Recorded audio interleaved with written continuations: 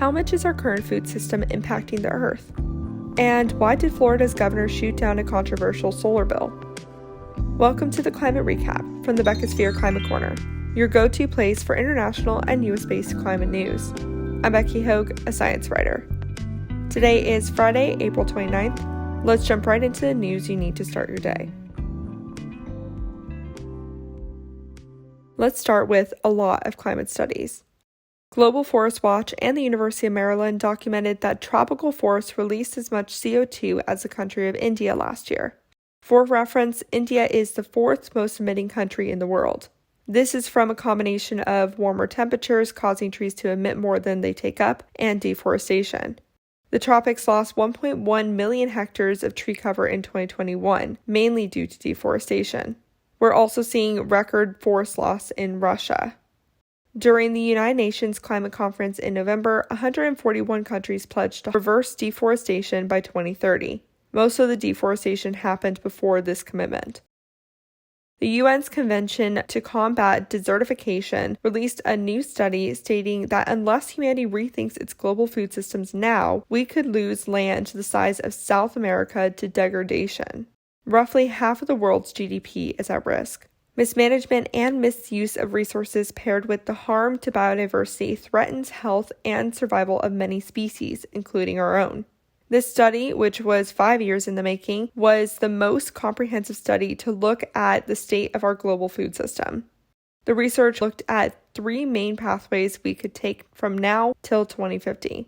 Business as usual, restoration of 5 million square kilometers of land, and restoration of 5 million square kilometers of land augmented with conservation of natural areas for specific ecosystem functions. They assessed the potential land restoration investments' impact on climate change mitigation, biodiversity conservation, poverty reduction, human health, and other key sustainable development goals. The executive secretary of the convention had this to say on the topic, quote, "Modern agriculture has altered the face of the planet more than any other human activity. We need to urgently rethink our global food systems, which are responsible for 80% of deforestation, 70% of freshwater use, and the single greatest cause of terrestrial biodiversity loss. Investing in large-scale land restoration is a powerful, cost-effective tool to combat deforestation, soil erosion, and the loss of agriculture production. As a finite resource and our most valuable natural asset, we cannot afford to continue taking land for granted." Here's some more stats. Over 40% of the land is already devalued, mainly due to modern agriculture. 1% of farms control 70% of the world's agricultural lands, while 80% of all farms are under 2 hectares. And while countries give around $700 billion a year in agricultural subsidies, only about 15% of that money gets put into projects that have a positive impact on biodiversity and natural capital. The business as usual option would result in a 12 to 14% decline in agricultural yield, particularly in sub-Saharan Africa, which is already experiencing a food crisis. The study says that governments should repurpose a third of current agriculture subsidies to restore 1 billion degraded hectares by 2030, which is about the size of the United States. Another study, this one published in Science Daily, found that if English farmers sprinkled basalt rock dust on their farmlands, they could absorb almost half of the United Kingdom's carbon removal needs. Rock reacts with water and carbon dioxide to trap carbon into the ground. This method is called advanced weathering, and it's much less expensive and now more proven than direct air capture. This one's going to hurt the reptile lovers. 20% of reptiles are at risk of extinction due to habitat destruction from agriculture, urban development, and logging, according to the first global reptile assessment of its kind. Turtles and crocodiles are being hit the hardest, with 60% and 50% of their populations being at risk of extinction respectively. As Catherine Henhorn from the New York Times puts it, quote, "The research adds another dimension to the substantial body of scientific evidence that points to a human-caused biodiversity crisis similar to climate change in the vast effect it could have on life on Earth." Look, this kind of news is always disheartening. I honestly don't cover species-based information because it in particular brings me down. but I think it's important to know that these problems exist and then pick which ones you're the most passionate about to either create a career around, advocate for, learn more about, or donate to. Just pick a couple. We got this. Anyways, some good news with this is now scientists know more about what's even going on with reptiles. Reptiles have been studied significantly less than mammals. We're biased. And scientists are worried reptile species would be doing worse than they actually are because we didn't know what their needs were as much. But it turns out that reptiles experience the same stressors as mammals, so that's good to know. Okay, we need some climate victories after all those studies.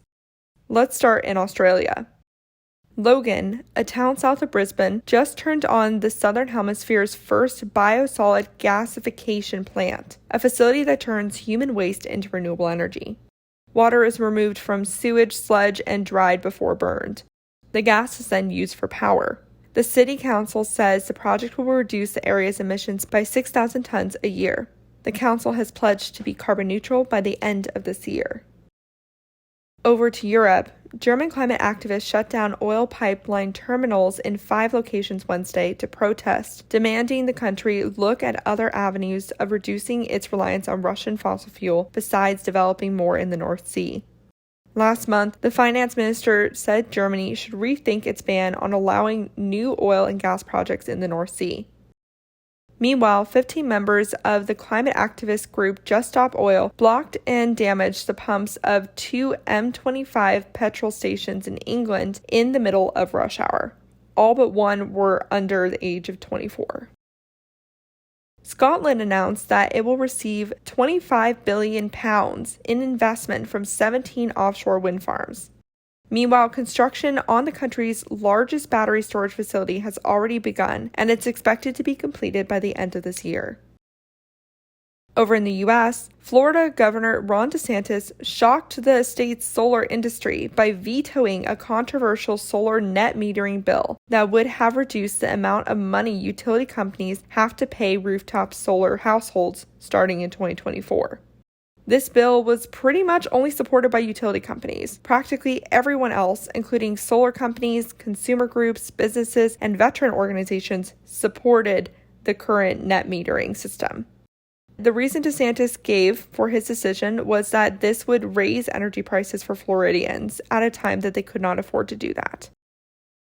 And the U.S. Bureau of Land Management has pointed out possible locations for the next round of offshore wind projects. They tapped off the coast of Oregon, Delaware, and North Carolina. The next news headlines could go either good or bad, depending on how they go. We were just talking about how especially vulnerable countries to climate change, called the V20, just made their own fund to help them recover from climate-induced disasters. Well, the International Monetary Fund just announced a $45 billion fund called the Resilience and Sustainability Trust, meant to boost V20 countries' resiliencies, too. But there's unfortunately a catch that seems likely to keep countries like Bangladesh, Zimbabwe, and the Philippines out of the deal. Countries have to already be in an IMF program to qualify. The IMF expects 70 countries to come to the fund for help in the next 10 years, but that won't happen without lifting this requirement. The EU energy transition will require 10 to 15% more zinc than currently used, 30% more aluminum, 35% more copper, 45% more silicon, 100% more nickel, and 330% more cobalt. Unfortunately, they're expecting a shortage in minerals in the next 15 years, according to research by Belgium's KU Leuven. However, by 2050, 40 to 75% of Europe's clean energy metal requirements could be met by local recycling if the bloc prioritizes investing in it now. Recycling saves between 35 and 95% of CO2 compared with primary mineral production. And the EU has a plan to start requiring the use of sustainable aviation fuel for commercial flights, starting with 2% biofuel by 2025 and slowly raising it to 63% by 2050. But what is sustainable aviation fuel? The answer to this question, which is currently under discussion, will determine if this plan, called Refuel EU, will decrease aviation emissions or actually increase it. All right, let's finish off with a great climate victory headline. The Kenya-based off-grid solar company Sun King raised $260 million in Series D finance to expand its geographic reach and develop new projects. The company wants to provide clean energy access across Africa and Asia. And that was your climate news for Friday, April 29th. If you like the work I do, please follow this podcast, give it a 5-star rating, leave a review, and consider checking out the Beckisphere Climate Corner YouTube channel. Remember to talk about the climate crisis every single day and to support your local news organizations. Bye for now.